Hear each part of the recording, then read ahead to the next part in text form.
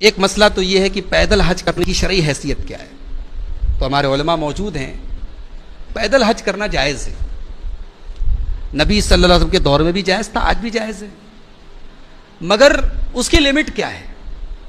اب آج ہندوستان سے کوئی آدمی پیدل حج کرنے جا رہا ہے تو ظاہر ہے کہ یہ ایک پبلسٹی اسٹنٹ ہے بس.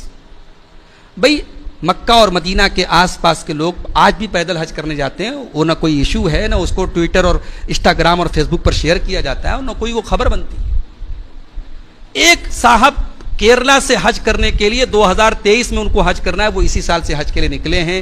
جہاں جا رہے ہیں لوگ ان کا استقبال کر رہے ہیں, ڈیلی وہ اپنے اپڈیٹس ڈال رہے ہیں انسٹاگرام پر, فیس بک پر, ٹویٹر پر, اور پھر وہ یہ بھی لکھتے ہیں کہ صاحب میرے ٹویٹر پر 1 لاکھ فالوور ہو گئے, میرے انسٹاگرام پر 1 لاکھ فالوور ہو گئے. اب اس پر میں کیا بولوں. حج جو ہے میرے بھائی ایک عبادت ہے, اس کو عبادت ہی رہنے دیجیے, اس کو پبلسٹی اسٹنٹ مت بنائیے. دوسری بات یہ کہ شریعت نے جہاں آپ کو سہولت دی ہے وہاں جان بوجھ کر کے سہولت کو چھوڑنا یہ مناسب نہیں ہے.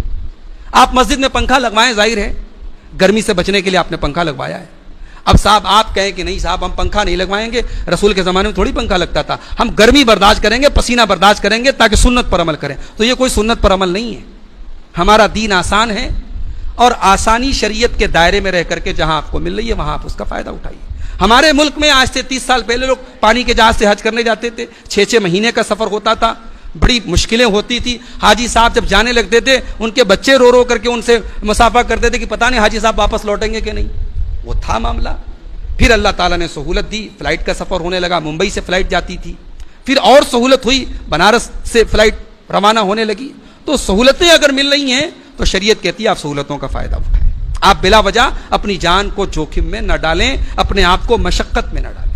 تو ان تمام باتوں کو لے کر کے جو نتیجہ نکلا وہ یہ کہ پیدل حج کرنا جائز ہے, مگر اتنی لمبی مسافت کہ جس پر سواری کے تمام سادن موجود ہیں اور آپ بلا وجہ اپنے آپ کو مشقت میں ڈال رہے ہیں اور پھر اس کو ایک پبلسٹی کا اور اپنی شہرت کا ذریعہ بنا رہے ہیں. باقی دل کے حالات اللہ بہتر جانتا ہے, ہم کسی کے دل کی نیت پر حملہ نہیں کر رہے ہیں, لیکن جو چیز ظاہر ہے ہم اس کے مطابق بات آپ کو کر رہے ہیں.